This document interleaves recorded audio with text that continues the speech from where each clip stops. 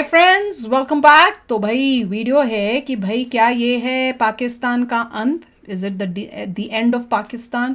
Let's see. क्योंकि हमें तो समझ नहीं आ रही कि क्या चल क्या रहा है आजकल इस पाकिस्तान में।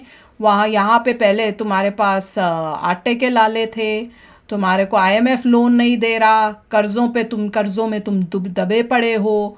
यहाँ तुमने आतंकी भेज के इंडिया के अंदर पुंछ का कर दिया। उसके बाद सुनाई दिया, पता चला है कि भैया बैठ के जो है कमांडोज इनके जो होते हैं, जैसे कहते तो बड़े बैठ के कमांडोज हैं, मैं तो बोलूँगी नहीं है, मैं तो कहूँगी टेररिस्ट हैं जो उनको ट्रेन करके फिर भेज रहे हैं। अंदर तुम्हारे जो है लोग जो हैं वो सड़कों पे आके सब कुछ नष्ट कर दिया, तुम्हारा सारी चीज़ें तबाह कर दी। इमरान खान को तुमने जेल में बंद किया, 1-2 दिन रख के तुम वो भी नहीं कर पाए, फिर तुमको छोड़ना पड़ा। तो सब कुछ समझ नहीं आ रहा है चल क्या रहा है। तो is it the end of Pakistan? पर इस टाइम मुझे पता है मोदी जी की वो बात याद आ रही है कि कटोरा लेके खड़ा तो करा, पर मोदी जी आपने खाली कटोरा लेके नहीं खड़ा किया, आपने तो इतना कुछ कर दिया कि अब हमारे भी समझ के बाहर है कि चल क्या रहा है पाकिस्तान में। अगर मोदी जी आप हमें कुछ बता दो। राइट, अभी बस आईएमएफ को बोलना है कि लोन नहीं देते, फिर देखेंगे। वो तो अभी आईएमएफ ने मना किया हुआ है, अभी फिर से बोल दिया कि नहीं दे रहे, तो अब देखते हैं। मेरे ख्याल से जून तक है इनके पास टाइम, उसके बाद इनका जो है डिफॉल्ट शर्तें ऐड की थी, उन शर्तों को भी ठीक करना है उन्हें। देखते हैं कहाँ शर्तें ठीक करें। यहाँ पे उनका अपना अंदर का काम ही नहीं ठीक हो रहा, तो शर्तें कहाँ से ठीक कर लेंगे। आईएमएफ ऐसी सिचुएशन में क्या करेगा? तो कोई बड़ी बात नहीं, इन्होंने इसलिए कि बात बढ़े नहीं, छोड़ दिया हो कि भैया यहाँ से आईएमएफ लोन नहीं देगा, ये भी एक एंगल हो सकता है। इसीलिए मैक्सिमम लोग कहते हैं कि जिसके पास एबिलिटी है पाकिस्तान में, वो कंट्री छोड़ के चले जाता है। वही तो चलो वीडियो शुरू करते हैं। वीडियो शुरू करने से पहले अगर आप चैनल पर नए हो और आपने अभी तक सब्सक्राइब नहीं किया तो जल्दी से पहले सब्सक्राइब के बटन और बेल आइकन को क्लिक कर लो, ताकि आपको हमारे सारे न्यू वीडियोस के नोटिफिकेशन मिल जाएं जैसे हम अपलोड करें। अगर आपको वीडियो पसंद आता है प्लीज लाइक एंड शेयर। चलिए शुरू करते हैं। पाकिस्तान सच में खत्म होने वाला है, और ये तो कुछ भी नहीं था। पाकिस्तान में एक ऐसी भयंकर आफत आने वाली है जिससे खुद पाकिस्तान भी बेखबर है। आज हम ऐसे 5 फैक्टर्स को देखेंगे जो पाकिस्तान को खत्म कर रहा है। पाकिस्तान की इकोनॉमी पिछले 2 डेकेड से काफी अनस्टेबल है, और अब तो हालात इतने खराब हो चुके हैं कि किसी भी वक्त कोलैप्स हो सकती है। इस वक्त पाकिस्तान का डेब्ट टू जीडीपी रेशियो 70% है, और अगर आपको नहीं पता तो मैं आपको बता दूं, ये बहुत बड़ा डेंजर जोन है। और अब तक पाकिस्तान के डेब्ट बिलियंस में नहीं बल्कि कई ट्रिलियंस में पहुंच चुके हैं, और इसमें से ज्यादा लोन तो उन्होंने चाइना से भी लिया है। अब हम डिस्कस करेंगे ऐसे 5 मेजर फैक्टर्स जो कि पाकिस्तान को खत्म कर रहे हैं।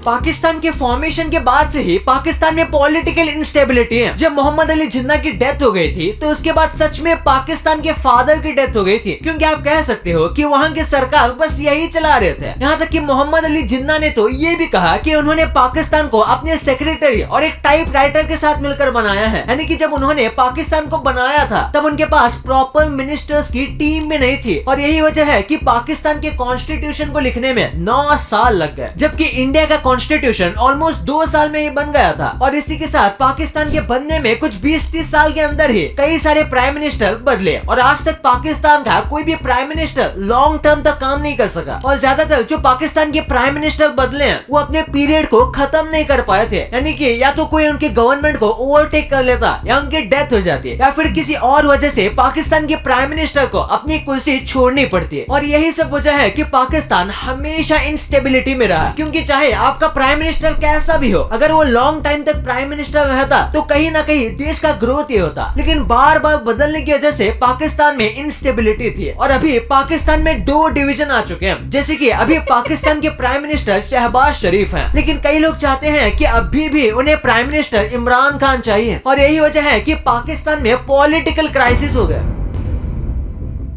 पिछले साल से ही पाकिस्तान की इकोनॉमी काफी ज्यादा बुरे हालत में है, क्योंकि आपको भी पता होगा वहां पर फ्लड आया था, जिस वजह से कई लोगों को नुकसान हुआ था और काफी प्रॉपर्टी डैमेज हुई थी। पाकिस्तान की इकोनॉमी को बहुत ज्यादा बड़ा झटका लगा था। वैसे तो हर कुछ सालों में पाकिस्तान में फाइनेंशियल क्राइसिस आते ही रहते हैं, लेकिन इस बार इकोनॉमिक क्राइसिस बहुत ही ज्यादा बुरा है, क्योंकि धीरे धीरे करके इनके ऊपर इतना ज्यादा लोन चढ़ गया कि अब उनके फॉरेन रिजर्व्स में बस कुछ $1 बिलियन ही पड़े हुए हैं, जिससे वो शायद अगले 1 महीने तक मुश्किल से सस्टेन कर पाएंगे और ऐसे कई महीनों से चला आ रहा है। लेकिन वो लोन पर लोन लेते जा रहे हैं ताकि वो अपनी कंट्री को सस्टेन कर पाए। लेकिन आखिर ये कब तक चलेगा? कभी ना कभी ये स्टॉप होगा और तब तक पाकिस्तान में बहुत बड़ा इकोनॉमिक क्राइसिस आ जाएगा। बुरी बात तो ये है कि इस साल पाकिस्तानी रुपीस के प्राइस बहुत ज्यादा बुरी तरीके से नीचे गिर गए और उनका लिया गया लोन बढ़ गया। ऊपर से पॉलिटिकल क्राइसिस भी आ गए और यही सब कम था तो क्लाइमेट चेंज ने फ्लड लाके उनके और बुरे हाल कर दिए। और फ्लड की बात हो ही रही है तो इसका अगला पॉइंट यही है।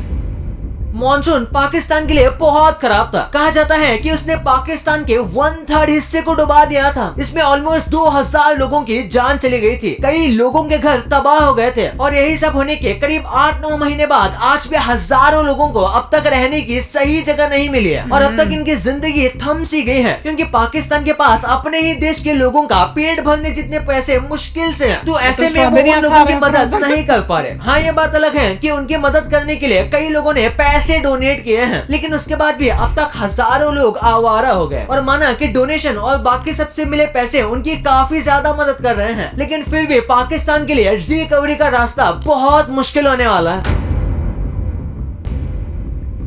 क्या आपको पता है अफगानिस्तान में जो हालात तालिबान ने की है वही हालात तालिबान पाकिस्तान के साथ जल्दी करने वाला है। टीटीपी यानी कि तारीख तालिबान पाकिस्तान, जिसे पाकिस्तान भी घबराया हुआ है, ये एक टेररिस्ट ऑर्गेनाइजेशन है जिन्होंने कुछ 1 साल पहले अफगानिस्तान पर बुरी तरीके से कब्जा कर लिया था। आपको भी पता होगा कि वहाँ के लोगों की हालत कितनी ज्यादा खराब है और कहा जाता है कि अफगानिस्तान को कैप्चर करने में तालिबान की मदद कहीं ना कहीं पाकिस्तान ने की थी। हालांकि पाकिस्तान इस बात को नकार रहा है, पर अब आप शायद कह सकते हो कि अब उन्हें उनके ही बुरे काम का करम मिल रहा है क्योंकि अब तक यही तालिबान ऑर्गेनाइजेशन पाकिस्तान वालों के लिए एक खतरा बनकर बैठ चुकी है। अब ये टेररिस्ट ऑर्गेनाइजेशन आए दिन अपने मिलिटेंट्स पाकिस्तान में भेजती रहती है और पहले तो इनसे इतना भी खतरा नहीं था क्योंकि उनके पास कोई बेस नहीं था। लेकिन अफगानिस्तान को कैप्चर करने के बाद इनके पास बहुत ज्यादा सॉलिड बेस आ चुका है और वो पाकिस्तान के काफी करीब है, जिससे पाकिस्तान को सीधा खतरा है क्योंकि अब तालिबान का अगला शिकार पाकिस्तानी होगा।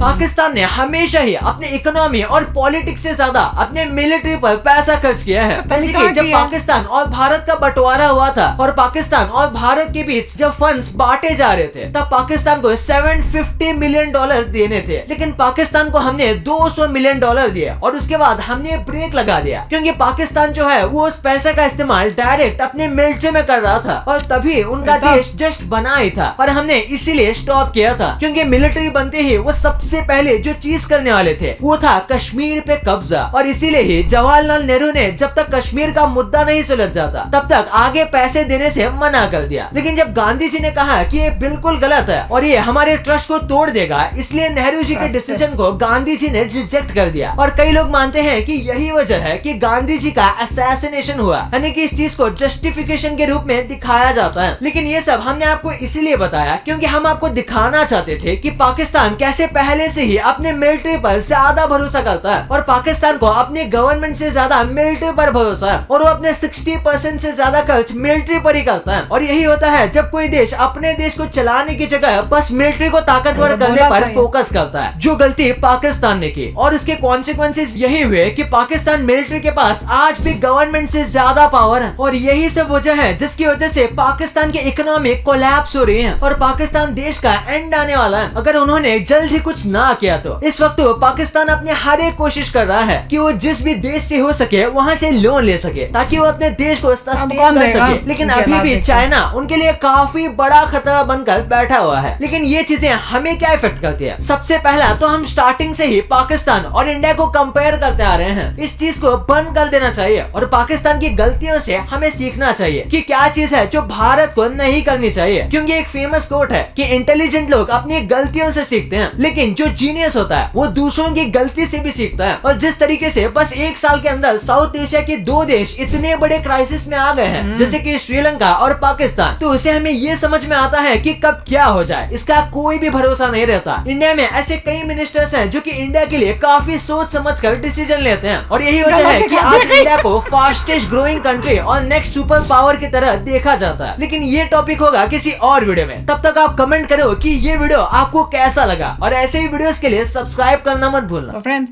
ये कई जब बता रहे थे ना मिनिस्टर दिखा रहे थे पीएम्स और कहते हैं बस बहुत सोच समझ के और कुछ उस टाइप से। मैंने कहा कईयों को तो कई तो पीएम्स थे ही नहीं, चलिए, बने ही लगा नहीं। दिया। और मैंने कहा भैया, और वो कई ऐसे थे कि भैया उन्होंने सोच समझ के तो कुछ किया ही नहीं अपनी लाइफ में तो मैं उस टाइम हंस रही थी। पर ये देख लो कि पाकिस्तान ये कह रहे हैं ना कि कितना मिलिट्री में लगाया। बात तो सच है कि मिलिट्री में सारा पैसा तो उसी में जाता था, पर ऐसे लगता है कि मिलिट्री के अंदर भी एक्चुअल मिलिट्री में नहीं जा रहा था, इनके जो हाई जो चीफ है उनकी जेबों में जा रहा था। और वो अपने घर और वो सब बना रहे थे अपने बाहर की कंट्रीज के अंदर, कि जब हम यहाँ से रिटायर होएंगे तो वहाँ भागेंगे।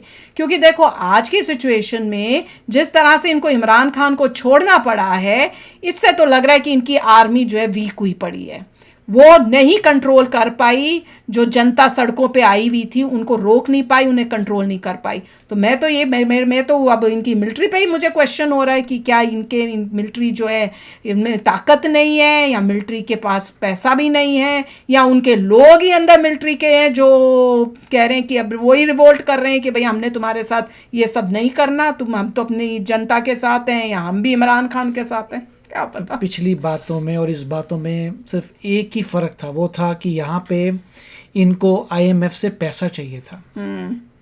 पहले जब आर्मी आती है सबको क्रश कर देती है और अपना पूरा कर दे तहलका, मतलब पूरा का पूरा बदल देती है, कंट्रोल ले लेती है, सब कुछ करती है। वो इस वक्त क्यों नहीं हुआ? ये एक रीजन हो सकता है, क्योंकि IMF से इनको पैसा चाहिए। अगर ये सब कर देते, IMF बोलता बाय बाय, और उसके थोड़े दिनों बाद कंट्री जो है पूरी डिफॉल्ट, क्योंकि इनको जून तक पैसा चाहिए।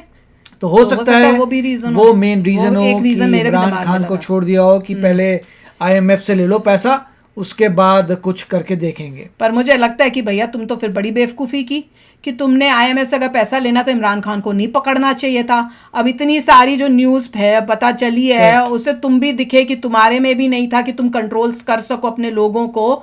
तो अब IMF क्या देगा? मुझे तो पता नहीं, टेस्ट करते शायद वो देख रहे थे PTI वाले कितना शोर मचाते हैं। क्या अगर इमरान खान को पकड़ा और कोई ज्यादा शोर नहीं बचाता तो उनका काम बन जाता, नहीं बन पाया, देखते हैं। पर किया तो इन्होंने सोच समझ के है। एक बात तो है कि अगर ये ज्यादा मतलब इस टाइप का करेंगे तो IMF से लोन जो मिल रहा था वो भी नहीं मिलेगा, फिर बहुत जल्दी डिफॉल्टिंग होगी। अभी तो डिफॉल्ट नहीं हुए, तो देखते हैं क्या चल रहा है।